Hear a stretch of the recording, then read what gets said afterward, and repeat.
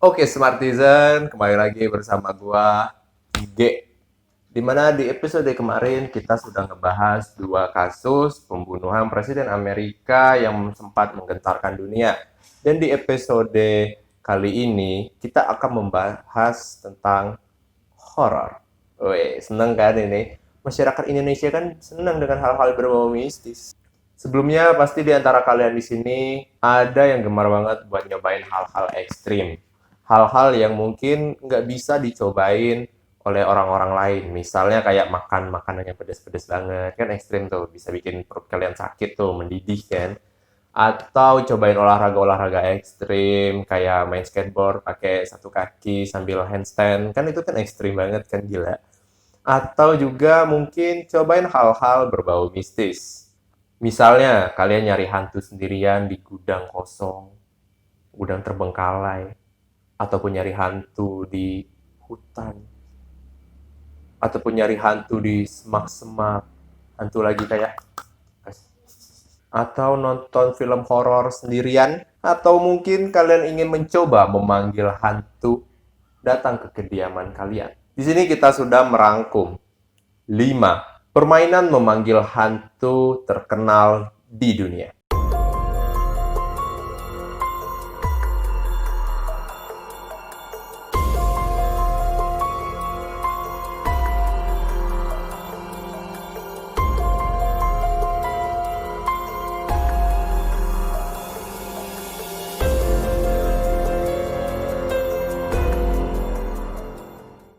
Oh ya, sebelum kita mulai videonya, gua ingetin ke kalian semua, kalau yang kita berikan di sini hanya sekedar info, bukan rekomendasi untuk kalian ikutin. Tapi kalau kalian mau ikutin, itu full hak kalian. Tapi kami di sini nggak bakal bertanggung jawab kalau terjadi sesuatu terhadap kalian. Oke, langsung saja into the list. Yang pertama, papan Ouija atau Ouija board.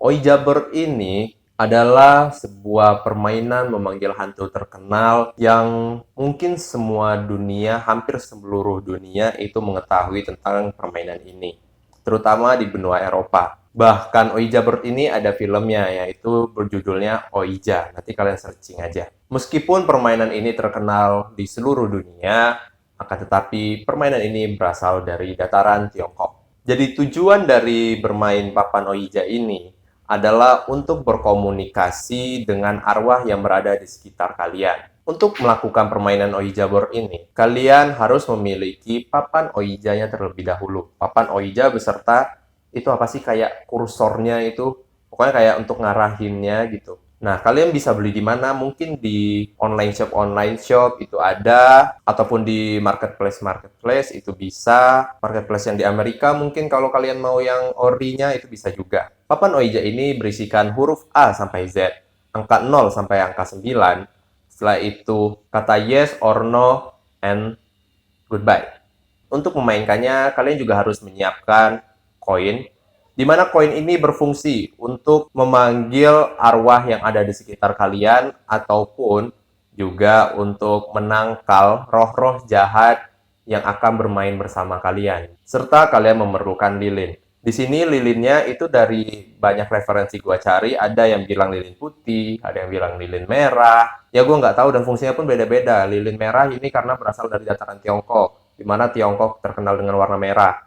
Lilin putih ini biar suci, biar yang masuk itu roh-roh atau arwah-arwah yang suci, yang baik. Jadi gue nggak tahu pasti lilin apa. Yang jelas jangan menggunakan lilin pewangi, karena nanti tidur dong. Jadi untuk cara bermainnya pun gampang. Kalian harus menyiapkan niat dan tekad yang bulat untuk bermain ini. Setelah itu, kalau kalian penakut, mending gak usah mainin ini. Ataupun misalnya kalian pemberani, udahlah gak usah mainin ini. Dengerin aja nih info yang gue kasih. Atau nonton aja filmnya di Ouija. Atau nonton aja YouTuber yang udah pernah nyobainnya. Setelah itu, singkirkan aura-aura negatif dari diri kalian. Singkirkan pikiran-pikiran negatif dari diri kalian. Kemudian letakkan papan Ouija di tempat yang datar, misalnya di lantai ataupun di atas meja. Kemudian kalian letakkan koin di atas papan Ouija, hidupkan lilin. Setelah itu, kalian bacakan mantranya kepada koin, yaitu arwah-arwah masuklah ke dalam koin. Ini dari referensi yang gue dapat, begini cara ngomongnya ya. Setelah itu ucapkan hal tersebut 3 kali, Dan kemudian sebutkan, datanglah dan mainlah bersama kami. Jika koin bergerak sendiri, itu artinya si arwah udah datang di sekitar kalian, udah siap untuk kalian wawancara. Dan kemudian kalian langsung aja pakai kursornya itu, tadi yang gua bilang tadi, dan kalian langsung aja untuk, bentar, gua lupa. Untuk bermain ini disarankan jangan sendirian, karena kalau sendirian ya ribet lah. Muter-muter kursornya sendirian. Jadi paling nggak kalian berdua, bertiga bisa, berempat bisa, tapi jangan terlalu banyak karena ntar arwahnya pusing. Wah, siapa nih yang nanya? Siapa nih yang nanya? Ntar kan pusing. Jadi kalau bisa jangan lebih lah dari 4. Untuk ngebantu kalian gerak-gerakin si apa sih kursornya itu, pokoknya lah, gue ngomongnya kursor aja. Kemudian inilah saat kalian bertanya kepada si arwah. Misalnya kalian tanyain siapa nama kamu. Jadi kan ada huruf A sampai Z. Kalian arahkan si kursor itu satu-satu. S, I, A, P, gitulah pokoknya sampai selesai. Jika kalian sudah puas atau mulai merinding atau mulai ketakutan dan ingin mengakhiri permainan ini, kalian cukup arahkan kursor tersebut ke bagian goodbye atau selamat tinggal. Dan kalian berkatalah dengan baik, misalnya namanya Udin, karena nama arwahnya. Goodbye Udin, thank you Udin. Nah, gitu. Kemudian matiin lilinnya, simpan papan Oija tadi dengan rapi. Dan sebenarnya cara bermainnya ini ada banyak. Dari referensi yang kami dapat itu ada banyak sekali cara bermainnya dan beda-beda. Tapi gue ngambil yang simple aja, makanya gue kasih tahu info ini ke kalian. Oke, lanjut ke yang kedua. Yang kedua adalah Bloody Mary. Bloody Mary adalah cerita hantu atau mitos yang berasal dari Amerika Serikat, di mana dia sangat terkenal di sana. Di mana menurut ceritanya, si Bloody Mary ini adalah sosok perempuan yang meninggal dan arwahnya terperangkap di dunia cermin. Dan akhirnya karena terperangkap di cermin, maka Bloody Mary ini kesal. Kemudian Bloody Mary ini marah dan menjadi jahat dan penuh dendam. Untuk memanggil si hantu Bloody Mary ini tadi, kalian harus memiliki toilet atau WC, di mana WC tersebut atau toilet tersebut ada cermin di dalamnya dan harus gelap dan sunyi. Jadi, menurut referensi yang ada, lakukan ini di atas jam 12 malam. Jam 1, jam 2 malam, jam 12 malam. Kemudian, kalian tatap cermin tersebut dan katakan Bloody Mary 3 kali. Bloody Mary, Bloody Mary, Bloody Mary. Maka, jika kalian berhasil, hantu Bloody Mary akan perlahan-lahan muncul dari dalam cermin. Gitu. Ya memang kita orang Indonesia, Bloody Mary hantu Amerika. Dan kalau misalnya kalian berpikir, nggak bakal muncul lah itu hantu Amerika ke Indonesia, naik pesawat dulu ya. Nggak gitu caranya, bos. Oke? Mungkin ada Bloody Mary versi Indonesia gitu kan, kita nggak tahu kan. Nah, jadi janganlah iseng-iseng buat nyobainnya kalau kalian memang nggak ada nyali. Nah, yang ketiga yaitu jelangkung. Nah, ini The Smartisan. Jelangkung ini berasal dari Indonesia. Permainan legendaris dari Indonesia memanggil hantu. Lu semua ya udah pada tau lah mungkin ya jelangkung ini apa. Gua aja waktu masih SD aja mainin ini si jelangkung ini. Kayak kelas 3, 4 atau ya 2, 3, 4 SD lah gua mainin. Ya memang bocil-bocil zaman dulu emang barbar-barbar sih. Belum ada smartphone jadi ya mainannya kayak gitu kan. Dan waktu gua masih kecil sih gua buat bonekanya itu pakai serabut kelapa, bukan batoknya, pakai serabut kelapa, pakai lidi doang, lidi buat jadi badan sama tangannya diikat pakai karet. Ya memang nggak terjadi apa-apa sih, tapi yang ngeri aja soalnya gue mainnya di gedung sepi cuy waktu itu. Sama tetangga pernah, sama teman-teman kelas SD pernah. Dan yang terngiang-ngiang di otak gue itu adalah apa ya? Slogannya atau apa gitu, yaitu datang tak dijemput, pulang tak diantar. Atau datang tak diundang, pulang tak diantar, antara itulah ya. Dan itu terngiang-ngiang banget kalau lu nyebut misalnya jelangkung, nah itu pasti yang kesebut. Untuk cara bermainnya sendiri sebenarnya agak sulit karena kita disuruh DIY cuy. Jadi kita disuruh buat boneka sendiri. Si bonekanya ini itu kepalanya berasal dari batok kelapa. Si badannya itu berasal dari kayu atau ranting kayu. Dan si tangannya juga berasal dari kayu atau ranting kayu. Jadi buat kayak salib gitu tangannya. Untuk mengaitkan tangan ke badannya ini, kalian membutuhkan tali. Jadi diikat pakai tali. Diagonal-diagonal gitu ngikatnya. Dan untuk menyambungkan ke batok kelapanya tadi, kalian bolongkan dikit batok kelapanya, masukkan si kayu itu ke dalam batok kelapa tersebut dan jadilah boneka-bonekaan buat main jelangkung ini. Setelah itu, kalian mainkan boneka ini di tempat yang angker atau tempat yang sepi. Dan jangan bermain sendirian, mainnya rame-rame lah. Udahlah, nggak usah dicoba lah. Kenapa gua ngasih dari tadi nyuruh-nyuruh terus ya? Udah, didengerin aja. Pokoknya ya, apa yang gua sampaikannya jangan dicoba, intinya ya. Kita lanjut. Setelah itu, kalian letakkan jelangkung itu tergeletak aja kalau misalnya nggak ada tanah. Atau kalau ada tanah, kalian tancapkan di tanah dan katakan mantra legendarisnya, yaitu jelangkung di sini ada setan. Nah, gitulah lagunya. Lu pasti terngiang-ngiang kan, tahu kan lagunya. Kalau nggak tahu, carilah di YouTube, adalah. Nah, ini di luar hujan, gua nggak tahu nih kedengeran atau enggak di audionya, tapi semoga nggak kedengeran ya. Kalau kedengeran, mohon maaf karena hujan, oke? Oke, kita lanjutin aja. Di mana katanya orang-orang yang berhasil memainkan jelangkung ini akan diikuti oleh hantunya secara langsung.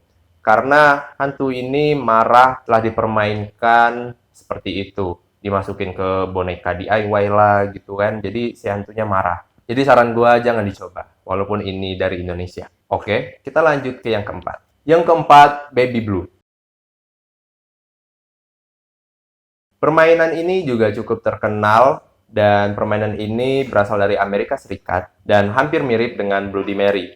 Di mana Baby Blue ini juga sama-sama bisa dipanggil lewat kamar mandi yang gelap dengan cermin di dalamnya. Akan tetapi mantra yang digunakan berbeda dan juga hantu yang muncul akan berbeda. Di mana hantu yang muncul adalah sosok arwah bayi jahat beserta ibunya. Mantranya pun cukup gampang, kalian tinggal ucapkan Baby Blue sebanyak 13 kali sambil menghadap ke arah cermin dan menengadahkan tangan kalian ke depan atau posisi kayak gendong gitu. Dan jika lama-kelamaan tangan kalian merasa berat, berarti Baby Blue sudah ada di tangan kalian, cuy. Dan jika hal tersebut terjadi, kalian cepat-cepat buang Baby Blue, aduh kasihan banget, buang Baby Blue ke dalam toilet. Masa bayi cuy dibuang ke toilet walaupun hantu kan ya, tapi kan kasihan. Ya tapi memang di referensi yang gue dapat kayak gitu sih. Setelah itu kalian siram toilet tersebut sebanyak-banyaknya. Karena jika enggak, jadi gue bilang kan, ini manggil bayi sama emaknya kan. Nah, kalau lu nggak buang secepatnya, emaknya datang juga dari cermin. Tuh. Jadi happy family gitu kan. Lu sama emaknya sama bayinya kan. Udah nikah aja. Cocok gitu kan. Ya kurang lebih seperti itulah. Kalau gitu kita lanjut ke yang terakhir. Yang kelima, Charlie Pencil. Nah ini sempat booming banget. Kalau nggak salah itu sekitar tahun 2017, 2018, atau 2019, antara tahun-tahun tersebut. Di mana banyak YouTuber yang nyobain bermain ini. Kalau gua nggak salah itu Radit juga pernah mainin ini sama Joko Anwar di rumahnya. Dan berhasil, dan kata Radit itu nggak gimmick. Oke, kita lanjut. Permainan ini berasal dari Meksiko, di mana bertujuan untuk mengajak ngobrol arwah anak laki-laki yang mati karena bunuh diri. Cara memainkannya pun cukup gampang. Kalian memerlukan selembar kertas dan 2 buah pensil. Setelah itu, kalian bikin kertasnya itu menjadi 4 bagian menggunakan pensil. Jadi kayak gini, tepat di tengah-tengahnya, jadi tanda plus. Jadi di bagian kiri atas dan kanan bawah itu no, dan di bagian kanan atas dan kiri bawah itu yes. Jadi yes, yes, no, no. Setelah itu pensil pertama kalian letakkan secara vertikal di atas kertas. Kemudian pensil kedua kalian letakkan secara horizontal di atas pensil pertama. Di mana kalian harus membuat pensil kedua seimbang, nggak boleh nyentuh kertasnya. Pensil kedua bertujuan untuk menunjukkan jawaban dari si Charlie. Misalnya nanti kalian nanya apa, dia bakal jawab yes, no, gerak-gerak gitulah nanti si pensil keduanya. Untuk memanggilnya pun cukup gampang. Jadi kalian tinggal bilang, Charlie, Charlie, maukah kau datang dan bermain bersama kami? Nanti jika si pensil kedua bergerak ke arah yes, atau bergerak sedikit aja gitu, berarti si Charlie udah datang. Si Charlie udah hadir bersama kalian. Dan di saat itulah kalian bertanya kepada Charlie. Misalnya tanya, kenapa bisa bunuh diri? Atau tanya yang lain lah, yang benar kayak menginterogasi si Charlie ini. Setelah kalian sudah puas bertanya kepada Charlie, bermain bersama Charlie, ataupun kalian sudah cukup merinding atau mulai ada gangguan-gangguan lain, kalian harus mengakhiri permainan ini dengan cara thank you Charlie, goodbye, sampai si Charlie menjawab yes. Oke, jika kalian sudah mengatakan hal tersebut dan Charlie akhirnya menjawab yes, maka kalian ambil kedua pensil tersebut, patahkan, ambil kertasnya, sobek-sobek, lalu bakar. Selesai permainannya. Nah, itu dia 5 permainan memanggil hantu terkenal di dunia. Gimana? Kalian ada yang pengen nyoba nggak dari kelima permainan tersebut? Kalau saran gua pribadi sih jangan dicoba cuy. Mungkin kalian memang nggak percaya, terus kalian ingin ngebuktiinnya. Ternyata pas kalian yang ngebuktiin itu terjadi. Udahlah, nggak usah dicobalah. Kalian cukup lihat aja di YouTube, terutama Charlie Pencil ini udah banyak di YouTube kok. Ada yang berhasil, ada yang gagal ya. Walaupun kita nggak tahu itu settingan atau enggak, lihat aja di YouTube. Nggak usah lah kalian coba sendiri gitu.